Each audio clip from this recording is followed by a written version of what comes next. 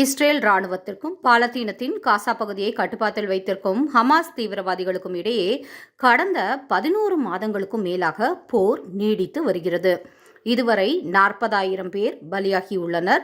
80,000த்திற்கும் மேற்பட்டோர் காயமடைந்துள்ளதாக தகவல்கள் தெரிவிக்கின்றன. இந்த போரில் இஸ்ரேலுக்கு எதிராக லெபான், சிரியா நாடுகளை சேர்ந்த ஹிஸ்புல்லா தீவிரவாதிகளும் இறங்கியிருக்காங்க. இவர்களுக்கு ஈரான் ஆதரவாக இருப்பதாக ஒரு பேச்சு அடிபடுது.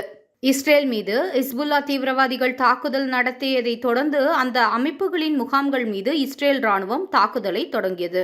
குறிப்பாக சிரியா, லெபான் நாடுகளில் உள்ள ஹிஸ்புல்லா முகாம்களை குறிவைத்து இஸ்ரேல் விமானப்படை தாக்குதலை நடத்தி வருகிறது.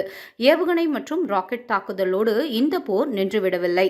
உச்சகட்டமாக நேற்று முன்தினம் லெபானில் மதியம் 4 மணி அளவில் ஹிஸ்புல்லா தீவிரவாதிகள் பயன்படுத்தி வரும் ஏராளமான பேஜர்கள் ஒரே நேரத்தில் வெடித்து சிதறின. இந்த பேஜர் என்பது ஒருவிதமான தகவல் தொடர்பு கருவியாகும். 1990களில் புழக்கத்தில் இருந்தது.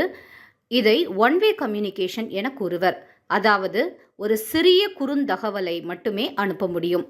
இதை பெற்றுக்கொண்டவர் அருகில் இருக்கும் தொலைபேசியிலிருந்து சம்பந்தப்பட்ட எண்களுக்கோ அல்லது சம்பந்தப்பட்ட நபர்களுக்கோ தொலைபேசியில் அழைத்து தொடர்பு கொள்வர். டெக்னாலஜி வளர்ந்துவிட்ட இன்றைய காலகட்டத்தில் பேஜருக்கான உபயோகம் மிகவும் குறைவாக போய்விட்டது. எனினும் செல்போனை உபயோகப்படுத்தினால் அமைப்புகளின் இடங்களும் தீவிரவாத நபர்களின் அடையாளங்களும் தெரிந்துவிடும் என்பதால் அவர்கள் பேஜரை உபயோகப்படுத்துவதாக தெரிகிறது. இந்த பேஜர் குண்டு கிட்டத்தட்ட 30 நிமிடம் நீடித்ததாக லெபானில் இருந்து வரும் தகவல்கள் தெரிவிக்கின்றன. பேஜரில் உள்ள பேட்டரிகளை ரிமோட் மூலமாகவோ அல்லது ரேடியோ சிக்னல் மூலமாகவோ சூடேற்றி வெடிக்க செய்திருக்கலாம் என சைபர் கிரைம் நிபுணர்கள் தெரிவிக்கின்றனர். லெபானில் செயல்பட்டு வரும் ஹிஸ்புல்லா தீவிரவாதிகள் இந்த ஆண்டு தொடக்கத்திலேயே 5,000 பேஜர்களை வெளிநாட்டில் இருந்து இறக்குமதி செய்துள்ளனர். தைவானை சேர்ந்த கோல்ட் அப்பலோ என்ற நிறுவனம் இந்த பேஜர்களை இவர்களுக்கு தயாரித்து வழங்கியதாக தெரிய வந்துள்ளது. இந்த தகவல் அந்த நிறுவனம் மறுத்துள்ளது.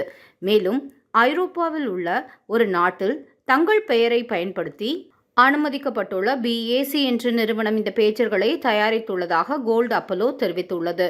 இதன் மூலம் பேஜர்கள் ஐரோப்பாவிலிருந்து இறக்குமதி செய்யப்பட்டிருக்கலாம் என்ற தகவலும் கூடுதலாக வந்துள்ளது. இந்த பேஜர்கள் தயாரிக்கப்பட்ட இடத்திலேயே இஸ்ரேல் உளவு அமைப்பான மொசாத் தங்கள் சதி திட்டத்தை அரங்கேற்றியுள்ளதாகவும் தகவல் வெளியாகியுள்ளது. ஒவ்வொரு பேஜரிலும் 3 கிராம் வெடிப்பொருள் நிரப்பப்பட்டதாகவும் பேஜரில் வரும் தகவல்களுக்கான சகிம்சை குறியீடுகளின் மூலம் இதை சூடேற்றி வெடிக்க செய்துள்ளதாகவும் தெரிய வருகிறது.